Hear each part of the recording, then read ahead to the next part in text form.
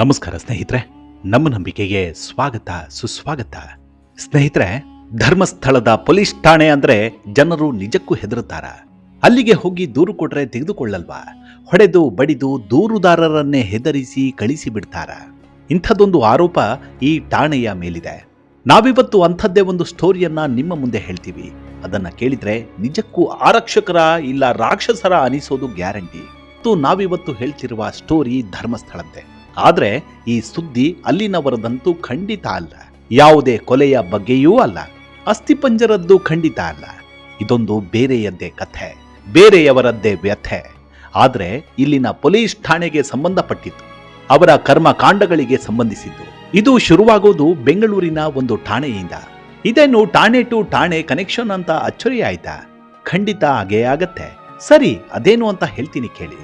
ಆವತ್ತು ಏನಾಗತ್ತೆ, ಬೆಂಗಳೂರಿನ ಯುವತಿ ಹಾಗೂ ಒಬ್ಬ ಬೆಂಗಳೂರಿನ ಇನ್ಸ್ಪೆಕ್ಟರ್ ಇಬ್ಬರು ಇದೇ ಧರ್ಮಸ್ಥಳ ಪೊಲೀಸ್ ಠಾಣೆಗೆ ಬರ್ತಾರೆ. ಹೀಗೆ ಬಂದಾಗ ಆ ಯುವತಿ, ಈತನಿಂದ ನನಗೆ ಮೋಸ ಆಗಿದೆ, ಮದುವೆ ಆಗ್ತೀನಿ ಅಂತ ಕರೆದುಕೊಂಡು ಬಂದು ಅತ್ಯಾಚಾರ ಮಾಡಿದ್ದಾನೆ ಅಂತ ಗೋಳು ಹೇಳ್ಕೊಳ್ತಾಳೆ. ಇದನ್ನ ಕೇಳಿದ ಪೊಲೀಸರು ದೂರು ದಾಖಲು ಮಾಡ್ಕೋತಾರೆ. ಆತ ಇನ್ಸ್ಪೆಕ್ಟರ್ ಅನ್ನೋದನ್ನು ನೋಡದೆ ಚೆನ್ನಾಗಿ ಬೈದು ಕೂರಿಸ್ತಾರೆ. ಇನ್ನು ಇಲ್ಲಿ ಪೊಲೀಸ್ ಠಾಣೆ ಇಲ್ಲದೆ ಇದ್ದಿದ್ರಿಂದ ಯುವತಿಯನ್ನ ಠಾಣೆಯಲ್ಲಿ ಇರಿಸಿಕೊಳ್ಳೋದು ಅಪರಾಧವಾಗತ್ತೆ ಅಂದುಕೊಂಡು ಠಾಣಾಧಿಕಾರಿ ಮಹಿಳಾ ಪೇದೆಯೊಬ್ಬರ ಮನೆಗೆ ಕಳುಹಿಸಿಕೊಡ್ತಾರೆ. ಬೆಳಗ್ಗೆ ಬಾರಮ್ಮ ಅಂತ ಹೇಳ್ತಾರೆ. ಅಬ್ಬಾ, ಇದೇನು ಈ ಪೊಲೀಸ್ ಠಾಣೆಯಲ್ಲಿ ದೂರು ತೆಗೆದುಕೊಂಡ್ರಾ ಅಂತ ಕೇಳಬೇಡಿ. ಯಾಕಂದ್ರೆ ಬೆಳಗ್ಗೆ ಅಷ್ಟರಲ್ಲಿ ಇಡೀ ಸೀನ್ ಚೇಂಜ್ ಆಗಿರುತ್ತೆ. ಇಲ್ಲಿ ಯುವತಿಯೇ ಅಪರಾಧಿ ಸ್ಥಾನದಲ್ಲಿ ನಿಂತಿರ್ತಾಳೆ. ಇದೇನಪ್ಪ ಅಂತೀರಾ? ಇಲ್ಲೇ ಇರೋದು ವಿಷಯ. ಬೆಳಗ್ಗೆ ಹೊತ್ತಿಗೆ ಮೋಸ ಮಾಡಿದ ಎನ್ನಲಾದ ಇನ್ಸ್ಪೆಕ್ಟರ್ನ ಮನೆಯವರು ಠಾಣೆಗೆ ಬಂದಿರ್ತಾರೆ. ಆಗ ಸಮಥಿಂಗ್ ಏನಾಯ್ತೋ ಏನೋ, ಯುವತಿ ಬಂದ ಕೂಡಲೇ ಪೊಲೀಸರು ಎಗರಾಡೋಕೆ ಶುರು ಮಾಡ್ತಾರಂತೆ. ಇಲ್ಲಿ ಏನಾಗಿರುತ್ತೆ ಅಂದ್ರೆ, ಆತ ಹಾಗೂ ಆತನ ಅಪ್ಪ ಅಮ್ಮ ಎಲ್ಲರೂ ಸೇರ್ಕೊಂಡು ಒಂದು ದೂರನ್ನ ದಾಖಲು ಮಾಡ್ತಾರೆ. ಈಕೆಯೇ 10 ಲಕ್ಷ ರೂಪಾಯಿಗೆ ಡಿಮ್ಯಾಂಡ್ ಮಾಡ್ತಾ ಇದ್ದಾಳೆ ಅನ್ನೋದು ಆ ದೂರಿನ ಸಾರಾಂಶವಾಗಿರುತ್ತೆ. ಇದನ್ನ ಕೇಳಿದೆ ಯುವತಿ ಶಾಕ್ ಆಗೋಗ್ತಾಳೆ. ಇಲ್ಲ, ಇವರು ಸುಳ್ಳು ಹೇಳ್ತಿದ್ದಾರೆ ಅಂದ್ರೂ ಕೇಳದೆ ಹೊಡಿತಾರಂತೆ. ಕೇಸ್ ವಾಪಸ್ ತೆಗೆದುಕೋ ಅಂತ ಬೆದರಿಕೆಯನ್ನು ಹಾಕ್ತಾರೆ. ಆದ್ರೆ ಆ ಯುವತಿ ಗಟ್ಟಿಗಿತ್ತಿಯಾಗಿರ್ತಾಳೆ. ಇದರಿಂದ ಅವರ ಮಾತನ್ನ ಒಪ್ಕೊಳ್ಳಲ್ಲ. ಇದರಿಂದ ಪೊಲೀಸರು ಏನ್ ಮಾಡ್ತಾರೆ, ವಿಧಿ ಇಲ್ಲದೆ ಕೇಸ್ ರಿಜಿಸ್ಟರ್ ಮಾಡ್ಕೋತಾರೆ. ಅದಕ್ಕೂ ಮೊದಲೇ ಆರೋಪಿತ ಹಾಗೂ ಆತನ ಪೋಷಕರು ಕೊಟ್ಟ ದೂರು ರಿಜಿಸ್ಟರ್ ಮಾಡ್ಕೊಂಡಿರ್ತಾರೆ. ನೋಡಿ ಈ ಪೊಲೀಸರ ಖತರ್ನಾಕ್ ಕೆಲಸ ಹೇಗಿತ್ತು ಅಂತ. ಸರಿ, ಇದಾದ್ಮೇಲೆ ಪೊಲೀಸರು ಏನ್ ಮಾಡ್ತಾರೆ, ಇಲ್ಲೇ ಲಾಡ್ಜ್ ಒಂದರಲ್ಲಿ ಈಕೆಯನ್ನ ಇರಿಸ್ತಾರೆ. ಇಲ್ಲಿ ದೂರುದಾರೆ, ಇಲ್ಲಿ ಸಂತ್ರಸ್ತೆ ಆಗಿರುತ್ತಾಳೆ. ಒಂದು ವೇಳೆ ಹೆಚ್ಚಿನ ವಿಚಾರಣೆಗೆ ಬೇಕಾದ್ರೆ ಈಕೆಯನ್ನ ಮಹಿಳಾ ಸಾಂತ್ವನ ಕೇಂದ್ರದಲ್ಲಿ ಇರಿಸಬೇಕಾಗಿತ್ತು. ಆದ್ರೆ ಇಲ್ಲಿ ಪೊಲೀಸರು ಲಾಡ್ಜ್ನಲ್ಲಿ ಇರಿಸ್ತಾರೆ. ಇದರಿಂದ ಯುವತಿಗೆ ತುಂಬಾ ಭಯ ಆಗಿಬಿಡುತ್ತೆ. ಬಾಗಿಲು ಭದ್ರಪಡಿಸಿಕೊಂಡು ಪೊಲೀಸ್ ಕಂಟ್ರೋಲ್ ರೂಮ್ ಹಾಗೂ ಡಿವೈಎಸ್ಪಿಗೆ ಕರೆ ಮಾಡಿ ವಿಷಯ ತಿಳಿಸ್ತಾಳೆ. ಇದಾದ್ಮೇಲೆ ರಾತ್ರಿ 10 ಗಂಟೆ ಹೊತ್ತಿಗೆ ಬಾಗಿಲು ಬಡಿಯೋ ಶಬ್ದ ಕೇಳುತ್ತೆ. ಈಕೆ ಕಂಟ್ರೋಲ್ ರೂಮ್ನಿಂದ ಯಾರೋ ಬಂದಿರಬಹುದು ಅಂದುಕೊಂಡು ಬಾಗಿಲು ತೆರೀತಾಳೆ. ಆದ್ರೆ ಅಲ್ಲಿಗೆ ಬಂದವರು ಕಂಟ್ರೋಲ್ ರೂಮ್ನಿಂದ ಬಂದವರಲ್ಲ, ಬದಲಿಗೆ ಠಾಣೆಯಲ್ಲಿ ಹಿಂಸೆ ಕೊಟ್ಟಿದ್ರಲ್ಲ ಅವರೇ. ಇಲ್ಲೂ ಹಿಂಸೆ ಶುರುವಾಗತ್ತೆ. ಇನ್ಸ್ಪೆಕ್ಟರ್ ಈಕೆ ಹೆಣ್ಮಗಳು ಅನ್ನೋದನ್ನು ನೋಡದೆ ಬೂಟ್ ಕಾಲಿನಿಂದ ಒದಿತಾನಂತೆ. ಮಹಿಳಾ ಪೇದೆಯು ಹೊಡಿತಾಳಂತೆ. ಅಲ್ಲದೆ ಬಲವಂತವಾಗಿ ಹೇಳಿಕೆ ಪಡೆದು ಅದನ್ನ ರೆಕಾರ್ಡ್ ಕೂಡ ಮಾಡ್ಕೋತಾರೆ. ಇನ್ನು ಹೀಗೆ ಗಲಾಟೆ ಆಗುವಾಗ ಲಾಡ್ಜ್ನಲ್ಲಿ ಇರ್ತಾರಲ್ಲ ಅಕ್ಕಪಕ್ಕದ ರೂಮ್ನವರು, ಅವರು ಬಂದು ನೋಡ್ತಾ ಇರ್ತಾರೆ. ಅವರಿಗೆ ಪೊಲೀಸರು ಈಕೆ ವೇಶ್ಯೆ ಅಂತ ಹೇಳಿಬಿಡ್ತಾರೆ. ಸರಿ ಸ್ವಾಮಿ, ಹಾಗಿದ್ರೆ ವೇಶ್ಯೆ ಆಗಿಬಿಟ್ರೆ ಹೊಡಿಬಹುದಾ ಅಂತ ಕಾನೂನು ಹೇಳುತ್ತಾ. ಹೀಗೆ ಈ ಖಾಕಿ ಗ್ಯಾಂಗ್ ಸತತ 3 ದಿನ ಹಿಂಸೆ ಮಾಡ್ತಾರೆ. ಪ್ರಾಣವನ್ನ ಮಾತ್ರ ಉಳಿಸಿ ಬೆಂಗಳೂರಿಗೆ ಕರ್ಕೊಂಡು ಬಂದು ಮನೆಗೆ ಬಿಡ್ತಾರೆ.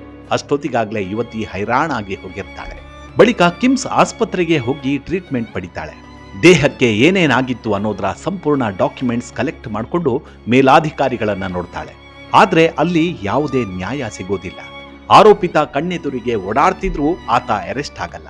ಬದಲಿಗೆ ನಿರೀಕ್ಷಣಾ ಜಾಮೀನನ್ನ ಪಡ್ಕೊಂಡು ಆರಾಮವಾಗಿ ಇರ್ತಾಳೆ. ಇದರಿಂದ ಏನ್ ಮಾಡ್ತಾಳೆ, ಒಬ್ರು ಹಿರಿಯ ವಕೀಲರನ್ನ ಸಂಪರ್ಕ ಮಾಡ್ತಾಳೆ. ಸರಿ, ಹಾಗಿದ್ರೆ ಆ ಕೇಸ್ ಏನಾಯ್ತು ಅಂದ್ರ, ಅದನ್ನ ಹೇಳೋದಕ್ಕೂ ಮೊದಲು ಈ ಯುವತಿಗೂ ಇನ್ಸ್ಪೆಕ್ಟರ್ಗೂ ಏನು ಸಂಬಂಧ, ಇವರು ಯಾಕೆ ಧರ್ಮಸ್ಥಳಕ್ಕೆ ಬಂದಿದ್ರು ಅನ್ನೋದನ್ನ ಈಗ ಹೇಳ್ತೀನಿ ಕೇಳಿ. ಅದು 2020 ಆಗಸ್ಟ್ ತಿಂಗಳ ಮಾತು. ಆಗ ಏನಾಗುತ್ತೆ, ಸಂತ್ರಸ್ತ ಯುವತಿಯ ಲ್ಯಾಪ್ಟಾಪ್ ಕಳವಾಗಿರುತ್ತೆ. ಇದರಿಂದ ಈಕೆ ಸೀದಾ ಆ ಠಾಣೆಗೆ ಬಂದು ಕಂಪ್ಲೇಂಟ್ ಕೊಡ್ತಾಳೆ. ಆಯ್ತಮ್ಮ, ಹುಡುಕಿ ಕೊಡ್ತೀವಿ, ಸಿಕ್ಕಿದ್ರೆ ಫೋನ್ ಮಾಡ್ತೀವಿ ಅಂತ ಹೇಳಿದ್ರು. ಆಗ ಇದೇ ಇನ್ಸ್ಪೆಕ್ಟರ್ ಈಕೆಯ ಫೋನ್ ನಂಬರ್ ಇಸ್ಕೊಂಡು ಕಳಿಸ್ತಾರೆ. ಇಷ್ಟಾದ್ಮೇಲೆ ತನಿಖೆ ನೆಪದಲ್ಲಿ ಫೋನ್ ಮಾಡೋದು, ರಾತ್ರಿ ಮೆಸೇಜ್ ಮಾಡೋದು ಮಾಡ್ತಿರ್ತಾರೆ. ಈ ಯುವತಿಗೆ ಇವರು ಯಾಕೆ ಹೀಗ್ ಮಾಡ್ತಾರೆ ಅಂತಾನೆ ಅರ್ಥ ಆಗಲ್ಲ. ಹೀಗೆ ನಡೀತಿರುತ್ತೆ. ಅದೊಂದು ದಿನ ಇನ್ಸ್ಪೆಕ್ಟರ್ ನಿನ್ನ ಪ್ರೀತಿ ಮಾಡ್ತಿದ್ದೀನಿ ಅಂತ ಪ್ರಪೋಸ್ ಮಾಡಿ ಬಿಡ್ತಾನೆ. ಅದೊಂದು ದಿನ ಅಂದ್ರೆ ನವೆಂಬರ್ 8ನೇ ತಾರೀಕು ಮನೆಗೆ ಕರೆಸ್ಕೊಂಡು ಮದುವೆ ಮಾಡ್ಕೊಂಡು ಬಿಡೋಣ, ಆದ್ರೆ ಇಲ್ಲಿ ಬೇಡ, ಧರ್ಮಸ್ಥಳಕ್ಕೆ ಹೋಗಿ ಅಲ್ಲಿ ಮದುವೆ ಆಗೋಣ ಅಂತ ಹೇಳಿ ಒಪ್ಪಿಸಿ ನಾಳೆಯೇ ಹೋಗಿ ಬಿಡೋಣ ಅಂತ ಹೇಳ್ತಾರೆ. ಸರಿ ಅಂತ ಹೇಳಿ ಅದರ ಮಾರನೇ ದಿನ ಈಕೆಯೇ ಮದುವೆಗೆ ಬೇಕಾದ ತಾಳಿ ಆಭರಣ ವಸ್ತುಗಳನ್ನ ಕೊಂಡು ತರ್ತಾಳೆ. ಅವತ್ತು ಸಂಜೆ ರೈಲಿನಲ್ಲಿ ಹೊರಟು ಮುಂಜಾನೆ 3 ಗಂಟೆ ಹೊತ್ತಿಗೆ ಧರ್ಮಸ್ಥಳಕ್ಕೆ ಬಂದಿಳಿತಾರೆ. ಇಲ್ಲೇ ಒಂದು ಲಾಡ್ಜ್ ಮಾಡಿಕೊಂಡು ಉಳಿತಾರೆ. ಈ ವೇಳೆ ಇನ್ಸ್ಪೆಕ್ಟರ್ ಯುವತಿ ಎಷ್ಟೇ ಬೇಡ ಅಂತಂದ್ರೂ ಅತ್ಯಾಚಾರ ಎಸಗಿ ಬಿಡ್ತಾನಂತೆ. ಇದರಿಂದ ಈಕೆ ಆಘಾತಕ್ಕೆ ಒಳಗಾಗಿ ಬಿಡ್ತಾಳೆ. ಸರಿ ಬಿಡು, ಬೆಳಗ್ಗೆ ಹೇಗೂ ಮದುವೆ ಆಗ್ತೀವಲ್ಲ ಅಂತ ಇನ್ಸ್ಪೆಕ್ಟರ್ ಸಮಾಧಾನ ಮಾಡ್ತಾನಂತೆ. ಆದ್ರೆ ಇದಾದ ಮೇಲೆ ಆತನ ಮತ್ತೊಂದು ಮುಖ ಬಯಲಾಗುತ್ತೆ. ಬೆಂಗಳೂರಿನಿಂದ ಧರ್ಮಸ್ಥಳಕ್ಕೆ ಮದುವೆ ಮಾಡ್ಕೊಳ್ಳೋಣ ಅಂತ ಕರೆದುಕೊಂಡು ಬಂದ ಈತ ಲಾಡ್ಜ್ನಲ್ಲಿ ಅತ್ಯಾಚಾರ ಎಸಗಿ ಬಿಡ್ತಾನಂತೆ. ಇದಾದ್ಮೇಲೆ ಮತ್ತೊಂದು ಶಾಕ್ ಕೊಡ್ತಾನೆ. ಅದೇನಪ್ಪಾ ಅಂದ್ರೆ, ಅಯ್ಯೋ ನಾನು ಯಾವುದೇ ಡಾಕ್ಯುಮೆಂಟ್ಸ್ ತಂದಿಲ್ಲವಲ್ಲ, ಏನ್ ಮಾಡೋದು, ದೇವಸ್ಥಾನದಲ್ಲಿ ಇದನ್ನೆಲ್ಲ ಕೇಳ್ತಾರಂತೆ ಅಂತ ಡ್ರಾಮಾ ಮಾಡೋಕೆ ಶುರು ಮಾಡ್ತಾನೆ. ಇಲ್ಲಿ ಒಂದು ವಿಚಾರ ಸ್ಪಷ್ಟ, ಏನಪ್ಪಾ ಅಂದ್ರೆ ಈ ಇನ್ಸ್ಪೆಕ್ಟರ್ಗೆ ಯುವತಿಯನ್ನ ಮದುವೆ ಆಗೋದು ಖಂಡಿತ ಇಷ್ಟ ಇರಲಿಲ್ಲ. ಇದರಿಂದಲೇ ಇಷ್ಟೆಲ್ಲ ನಾಟಕ ಮಾಡ್ತಾನೆ. ಆಗ ಅಲ್ಲೇ ಇದ್ದ ಯಾರೋ ಒಂದು ವಿಷಯ ಹೇಳ್ತಾರೆ, ನೋಡಿ ಇಲ್ಲೇ ಸ್ವಲ್ಪ ದೂರದಲ್ಲಿ ಕುತ್ಯಾರು ಅಂತ ಧಾರ್ಮಿಕ ಸ್ಥಳ ಇದೆ, ಅಲ್ಲಿ ಹೋಗಿ, ಅಲ್ಲೇನು ದಾಖಲೆ ಕೇಳಲ್ಲ, ಮದುವೆ ಆದ್ಮೇಲೆ ನಿಮಗೊಂದು ಡಾಕ್ಯುಮೆಂಟ್ ಕೊಡ್ತಾರೆ, ಅದನ್ನ ಇಟ್ಕೊಂಡು ನೀವು ಮ್ಯಾರೇಜ್ ಸರ್ಟಿಫಿಕೇಟ್ ಪಡಿಬಹುದು ಅಂತ ಹೇಳ್ತಾರೆ. ಇದು ಯುವತಿಗೆ ಸರಿ ಅನ್ಸುತ್ತೆ. ಆಗ್ಲೇ ನೋಡಿ ಈ ಇನ್ಸ್ಪೆಕ್ಟರ್ ಮಹಾಶಯನ ಬಂಡವಾಳ ಬೆಳಕಿಗೆ ಬರುವುದು. ನಿಜಕ್ಕೂ ಅದು ಶಾಕಿಂಗ್ ವಿಚಾರವೇ. ಅದೇನಂದ್ರೆ ಈತನಿಗೆ ಮೊದಲೇ ಮದುವೆ ಆಗಿರುತ್ತೆ, ಮಕ್ಕಳೂ ಇರ್ತಾರೆ. ಆದ್ರೆ ಆತ ಅದೆಲ್ಲವನ್ನು ಮುಚ್ಚಿಟ್ಟು ಈ ಯುವತಿ ಜೊತೆ ನಾಟಕ ಆಡಿರ್ತಾನೆ. ಈತ ತಾನು ಮದುವೆ ಆಗಿರುವ ವಿಚಾರ ಹೇಳಿದ್ದೇ ಯುವತಿ ತಿರುಗಿ ಬೀಳ್ತಾಳೆ. ಆಗ ಆ ಇನ್ಸ್ಪೆಕ್ಟರ್ ನಿನಗೆ ಅನ್ಯಾಯ ಮಾಡಲ್ಲ, ಈ ವಿಚಾರ ಯಾರಿಗೂ ಗೊತ್ತಾಗೋದು ಬೇಡ ಅಂತ ಹೇಳ್ತಾನೆ. ಆದ್ರೆ ಯುವತಿ ಫುಲ್ ರಾಂಗ್ ಆಗೋಗ್ತಾಳೆ. ಸೀದಾ ಠಾಣೆಗೆ ಬರ್ತಾಳೆ. ಇದು ಈ ಪ್ರಕರಣದ ಹಿನ್ನೆಲೆ. ನೋಡಿ, ಒಬ್ಬ ಇನ್ಸ್ಪೆಕ್ಟರ್, ಅದು ಕೂಡ ಮದುವೆಯಾಗಿ ಮಕ್ಕಳು ಕೂಡ ಇರೋನು, ಹೀಗೆ ಒಬ್ಬ ಯುವತಿಗೆ ಮೋಸ ಮಾಡಬಹುದಾ? ಆಯ್ತಪ್ಪ, ಈತ ಏನೋ ಮಣ್ಣು ಮುಕ್ಕೋ ಕೆಲಸ ಮಾಡ್ದ. ಆದ್ರೆ ಧರ್ಮಸ್ಥಳದ ಪೊಲೀಸರು ಏನನ್ನ ತಿಂತಿದ್ರು ಅಲ್ವಾ? ಒಂದೇ ರಾತ್ರಿಯಲ್ಲಿ ಕೇಸನ್ನೇ ಹೇಗೆ ಇವರು ಉಲ್ಟಾ ಮಾಡಿದ್ರು? ಹಿರಿಯ ಅಧಿಕಾರಿಗಳು ಯಾಕೆ ಸುಮ್ಮನಾದ್ರು? ಇಲ್ಲಿ ಬೇರೆ ಹೆಣ್ಣು ಮಕ್ಕಳಾಗಿದ್ರೆ ಏನ್ ಮಾಡ್ತಿದ್ರೋ ಗೊತ್ತಿಲ್ಲ. ಈಕೆ ಹೋರಾಟಕ್ಕೆ ನಿಂತು ಬಿಟ್ಲು. ಮನೆ ಕಡೆ ಯಾರ ಸಪೋರ್ಟ್ ಕೂಡ ಇಲ್ಲ. ವಯಸ್ಸಾದ ತಾಯಿ ಒಬ್ರೆ. ಆದ್ರೂ ಈಕೆ ಛಲಗಾತಿ. ತನಗೆ ಅನ್ಯಾಯ ಮಾಡಿದವರನ್ನ ಬಿಡ್ಲೇಬಾರದು ಅಂತ ನಿಂತು ಬಿಡ್ತಾಳೆ. ಕಾನೂನಿನ ಮೊರೆ ಹೋಗ್ತಾಳೆ. ನಾನು ಆಗ್ಲೇ ಹೇಳಿದ್ನಲ್ಲ, ಆ ಇನ್ಸ್ಪೆಕ್ಟರ್ ನಿರೀಕ್ಷಣಾ ಜಾಮೀನನ್ನ ಪಡೆದಿದ್ರು ಅಂತ. ಅದರ ವಿರುದ್ಧವೂ ಈ ಯುವತಿ ಕಾನೂನು ಸಮರಕ್ಕೆ ಮುಂದಾಗ್ತಾರೆ.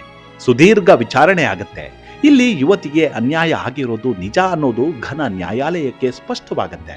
ಇದರಿಂದ ಘನತೆ ಬೆತ್ತ ನ್ಯಾಯಾಲಯ ಯಾರೆಲ್ಲ ಪೊಲೀಸ್ ಅಧಿಕಾರಿಗಳು ಇದರಲ್ಲಿ ಇನ್ವಾಲ್ವ್ ಆಗಿದ್ದಾರೋ ಅವರ ವಿರುದ್ಧ ಕಠಿಣ ಕ್ರಮ ಕೈಗೊಳ್ಳುವಂತೆ ಸರ್ಕಾರಕ್ಕೆ ಆದೇಶ ಕೊಡುತ್ತೆ. ಜೊತೆಗೆ ಇನ್ಸ್ಪೆಕ್ಟರ್ ಮಾಡಿದ ಕ್ರೌರ್ಯಕ್ಕೆ ಆತ ಪಡೆದುಕೊಂಡಿದ್ದ ನಿರೀಕ್ಷಣಾ ಜಾಮೀನನ್ನ ರದ್ದು ಮಾಡುತ್ತೆ. ಇದನ್ನ ಪ್ರಶ್ನೆ ಮಾಡಿ ಆತ ಸುಪ್ರೀಂ ಕೋರ್ಟ್ಗೆ ಹೋಗ್ತಾನೆ. ಆದ್ರೆ ಈತನಿಗೆ ಛೀಮಾರಿ ಹಾಕುವ ಸುಪ್ರೀಂ ಕೋರ್ಟ್, ಹೈಕೋರ್ಟ್ ಏನು ಹೇಳುತ್ತೋ ಅದನ್ನ ಎತ್ತಿ ಹಿಡಿಯುತ್ತೆ. ಅಲ್ಲದೆ ಆ ಇನ್ಸ್ಪೆಕ್ಟರ್ ಅಮಾನತು ಕೂಡ ಆಗ್ತಾನೆ.